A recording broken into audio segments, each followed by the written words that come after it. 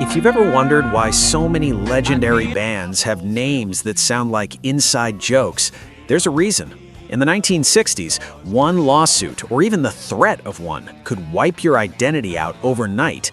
So today, we're digging into a story that sounds like a comedy sketch, but it's pure, real-life chaos.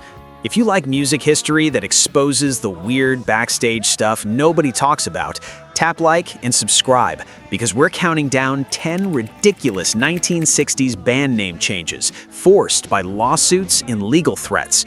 And by the end, you'll see why some of the most famous names in history were basically born under pressure. Number 10.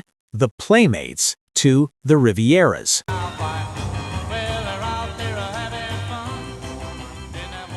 This first one is almost too wholesome to be a legal problem, which is exactly why it's funny. A group of teenagers in Indiana is playing dances in local clubs under a name that screams high school band. The Playmates. Friendly, safe, totally uncontroversial.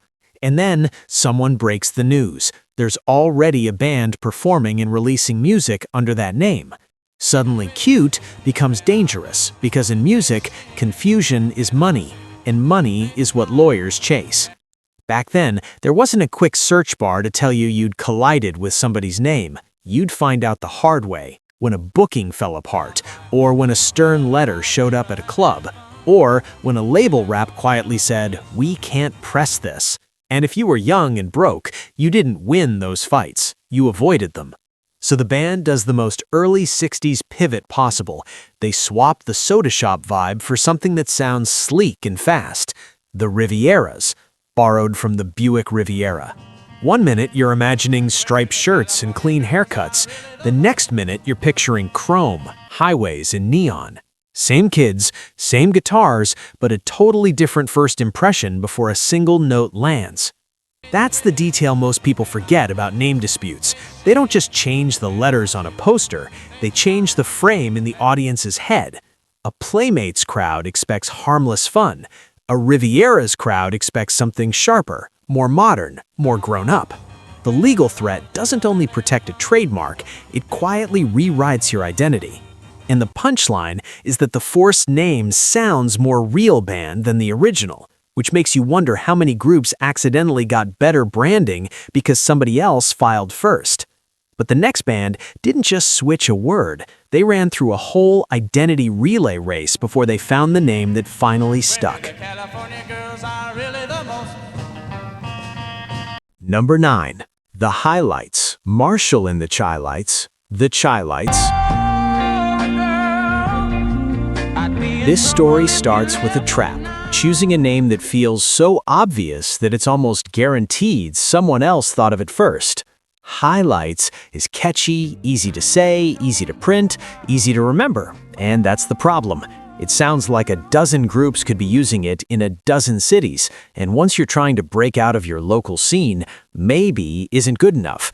You don't want promoters mixing you up, you don't want radio people thinking you're somebody else, and you definitely don't want to spend your first real record money on attorneys instead of studio time. So, the group grabs something smarter. They anchor the identity to a place. Chicago becomes part of the name. Chi-Lites. It's clean, it's distinct, and it tells you where the sound is coming from. But getting there isn't instant. There's an in-between version, Marshall in the Chi-Lites, that sounds like a lounge act on a casino marquee. Not awful, just transitional, like they're still sprinting away from the old problem without dropping the audience they already earned. That's what makes name changes look ridiculous in hindsight. We see the final name and assume it was a master plan, but a lot of the time it's a legal scramble that becomes art by accident. The band isn't trying to be quirky, they're trying to survive long enough to release a record. And once you notice that, you start hearing it everywhere. The strange of, the extra word, the oddly specific spelling. Those aren't always creative flourishes, they're escape hatches. And speaking of escape hatches, the next band had to sound more English overnight because their original name collided with a famous British act at the worst possible time. Number 8. The Shadows to the Shadows of Night. Here's the nightmare scenario. You've already built a local following, you're making recordings, and people in your region actually know your band. Then someone points across the Atlantic and says, there's already a major act called The Shadows. Not just a small group either, a well-known British band linked to massive pop success. And in 1965, with the British invasion rewriting American radio, that kind of name collision isn't a small inconvenience, it's a ticking clock. And the pressure didn't come from fans, it came from the business side. Once record people got involved, they wanted zero ambiguity. At one point, the band was even nudged toward a different fix, the time, a suggestion that solved the legal headache but felt like sandpaper on their identity. That's the cruel trade. The safe option often sounds boring, so bands hunt for a workaround that's legal and still feels like them. Because the moment your music travels, the confusion becomes real. Stores could stock the wrong record, DJs could announce the wrong band, promoters could think they booked one act and accidentally get another. And once confusion hits the market, the legal threats aren't far behind. So the band patches the name in a way that's both strategic and kind of hilarious. The Shadows of Night. It sounds medieval, it sounds like a movie title, it also sounds deliberately British, which matters in that moment. Of Night gives the name a fake aristocratic flavor that rides the exact wave American teens were obsessed with. And that's the sneaky genius. The change doesn't just dodge legal problems, it doubles as marketing. It turns a liability into a vibe. So now the band doesn't just have a different name, they have a new costume before they even step on stage. That's the power of a forced rename in the 60s. Branding, identity, and survival happening all at once. But not every forced change feels like a cool upgrade. Some feel like you got grounded, and the next band got saddled with a word that practically screams, "Please don't confuse us with the older guys." Number 7. The Rascals to the Young Rascals. This one comes with a built-in sigh. The band wants to be the Rascals. It's sharp, confident, and it fits the swagger of what they're playing. Then reality hits. Another act, tied to the name, objects, specifically the Harmonica Rascals. Suddenly, the name isn't a creative decision anymore. It's a legal risk, and legal risk is the fastest way to scare managers and labels into action. So the solution becomes the Young Rascals, which is hilarious because young isn't an artistic statement, it's a label, it's a seatbelt. It's basically the band adding an apology to the front of their own identity. Yes, we know you've heard Rascals before, but don't sue us, we're the younger version. Imagine trying to sound slick and powerful while your band name practically includes a permission slip. But here's why it works anyway. Young also tells promoters exactly what they're getting. Fresh energy, new faces. The word that was meant to avoid conflict turns into a marketing shortcut. It signals that this is the new wave, not the old act people might remember. And there's something else. Once a band is forced to rename, the audience starts paying attention to the name itself. It becomes part of the story. It becomes something you talk about. And in a crowded 1960s scene, anything that makes people talk helps. But the next change is on a different level, because it's not a tweak, it's a complete left turn into mythology. Proof that sometimes the scariest legal headache accidentally hands you the most iconic name you could ever get. Number 6. The Warlocks to Grateful Dead. At first, the Warlocks feels perfect. Dark, mysterious, a little dangerous. It's the kind of name that fits a young band turning up the volume and getting weird. Then the worst kind of fact appears. Another band already released music under that name. That's not a rumor, that's a record. And once there's a record, there's a paper trail. And paper trails are what lawsuits feed on. So they pivot. But instead of choosing another typical rock name, they land on something that sounds like folklore. Grateful Dead. 2 words that shouldn't feel musical, but somehow do. It's eerie, it's memorable. It's the kind of phrase that makes a stranger lean in and ask, "Wait, what does that even mean? And that question is marketing gold, because curiosity is a magnet. And because the name was so strange, it did something rare. It filtered the audience.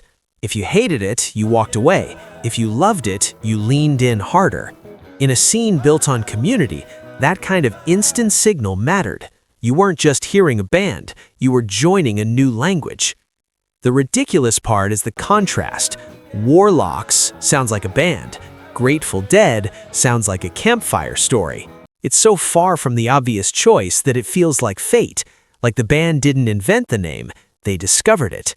And because the origin story gets told a dozen different ways, people swear it was a dictionary, people swear it was a moment, people swear it was an accident, the name becomes a myth generator. That's the hidden advantage of a forced rename. It creates lore. Fans don't just listen, they investigate, they argue, they trade versions, and suddenly the name itself becomes part of the experience. But don't get too comfortable with myth. The next band's rename is almost slapstick because it happens in the most humiliating possible way, realizing you share a name with another group right before you're supposed to play. Number 5. T-set becomes the Pink Floyd sound, becomes Pink Floyd. This one feels like a sitcom setup. You show up to play a gig and discover there's another band on the bill using your exact name. Not similar, not a tribute, the same name. At that moment, your name stops being identity and becomes a practical problem. If the crowd can't tell who's who, you look amateur. If the flyers are confusing, the venue looks amateur. And confusion is the first step toward legal trouble when records and money get involved. So, T-set starts dying in real time. Under pressure, Syd Barrett grabs 2 names from blues records in his collection, Pink Anderson and Floyd Council, and stitches them into the Pink Floyd sound. It's long, it's strange, it's instantly distinctive. And as the band evolves, the name tightens into the cleaner Pink Floyd, which somehow still feels dreamlike and sharp at the same time. What makes this ridiculous is imagining the alternate timeline. Picture T-set printed on iconic album covers, stadium tickets, and decades of merchandise. It's almost impossible because the name feels too polite for what they became. The rename doesn't just avoid confusion, it changes how history frames the band. Pink Floyd sounds like an artistic universe. T-set sounds like an afternoon. And this is the recurring theme. Some of the most famous names weren't engineered in a boardroom. They were emergency exits. Now, if you think name changes are always triggered by rival bands, here comes a different force entirely. Record executives and industry gatekeepers. Because sometimes the pressure doesn't come from the outside, it comes from the people who control whether your record even gets released. Number 4. The Mothers. The Mothers of Invention. Frank Zappa's group took on the name The Mothers, and on paper it looks harmless. But the mid-60s music business was a strange mix of corporate caution and moral panic. Labels were nervous about anything that could get a record banned, mocked, or challenged. Even a name that sounded innocent could raise eyebrows depending on the cultural slang of the time, and executives hated risk more than they loved art. So the band gets pushed to adjust. The music can stay rebellious, but the name needs to be safer, clearer, more presentable. And instead of choosing something bland, they land on a forced compromise that's weirdly perfect. The Mothers of Invention. It's clever. It's a proverb twist. It's a wink that says, yes, we know this is a workaround. And it turns the name into a concept, not just a label. That's what's so ridiculous about these moments. The public imagines bands naming themselves in some smoky, creative ritual. But the truth is often a meeting with people in suits, worried about distribution, advertising, and how a name will look in print. The art has to survive the gate before anyone hears it. And once again, the forced solution is better. The Mothers is blunt and vague. The Mothers of Invention is unforgettable. It sounds like a headline. It sounds like a manifesto. The pressure produces something sharper than the original. But now we're entering the territory where the legal pressure is personal and direct, the kind of you can do the shows but you can't keep that name threat that forces a clean break. And the next band is a perfect example because their temporary name makes them sound like a sequel until they become a legend. Number 3. The New Yardbirds to Led Zeppelin. For a short moment, Jimmy Page's new project wears a name that practically announces it's a placeholder, the New Yardbirds. The name exists for a reason. Contracts, obligations, booked dates. Early on, that new wasn't a flex, it was a disclaimer. It was a way to get through specific commitments without pretending the original lineup still existed. But disclaimers don't protect you forever. The moment the project starts feeling permanent, the temporary name becomes a liability that everyone wants resolved, fast. It's basically saying, we're continuing something you already recognize. But that's also why it's a legal minefield. The name isn't just a tribute, it's a claim, and claims trigger responses. So the pressure arrives, permissions tighten, limits get stated. The kind of letter shows up that starts with formal language and ends with a warning. Different sources tell different versions of who said what and when, but the shape of the story is clear. The New Yardbirds name can't survive. It's allowed only for a narrow purpose, and then it has to die. That's when the band makes a genius move. They don't pick another safe continuation. They pick a name that isn't tied to anyone's past. Led Zeppelin. Heavy. Visual, strange, a name that feels like a symbol more than a description. And the myth about going down like a lead balloon only adds fuel because it turns doubt into armor. If someone says you'll fail, you bake the insult into your identity and make it sound unstoppable. This is why forced renames can be secret blessings. If they'd stayed the New Yardbirds, they would have sounded like a follow-up act forever. The legal push forced them to become their own myth. And once you see that, the next change feels almost inevitable. Another band starts with a plain, neutral name that invites confusion and then flips it into something so iconic it feels like destiny. Number 2. Chicago Transit Authority to Chicago. This is the kind of name that feels too perfect to ever be a problem. Chicago Transit Authority sounds huge, urban, official, like the city itself turned into a band. It even fits the era's love of long, serious, almost corporate-sounding names. The problem is, it's not just a cool phrase, it's a real organization, a real transit authority, with real lawyers. And if you've ever seen early pressings and memorabilia, this is where it gets extra messy. The band's debut originally carried the longer name, so collectors end up with artifacts from the brief moment before the lawyers stepped in. Imagine building hype for a release, printing materials, then having to slice the identity down after the fact. So once the band's debut starts getting attention, the heat shows up. A threatened lawsuit, complaints about confusion, the fear that people might think the band is officially connected to the city's transportation system. And just like that, the name gets cut down to one word, Chicago. And the wild part is that the loss becomes a win. Chicago is cleaner, stronger, instantly recognizable. It looks better on an album cover. It becomes a logo you can stamp on anything. The legal threat doesn't just force a change, it accidentally polishes the brand into something timeless. This is the scary truth hiding under the jokes. The bigger you get, the more dangerous your name becomes. A name can be harmless in a club. It becomes legally radioactive the second it starts appearing on charts and in newspapers. But for our final entry, the opponent isn't a band, and it isn't a city agency. It's a cartoonist, which means the most ridiculous legal threat on this list comes from a comic strip, and it still wins. Number 1. Pogo to Poco. Imagine forming a new band, getting gigs, building momentum, and then realizing your biggest enemy is an opossum from the funny pages.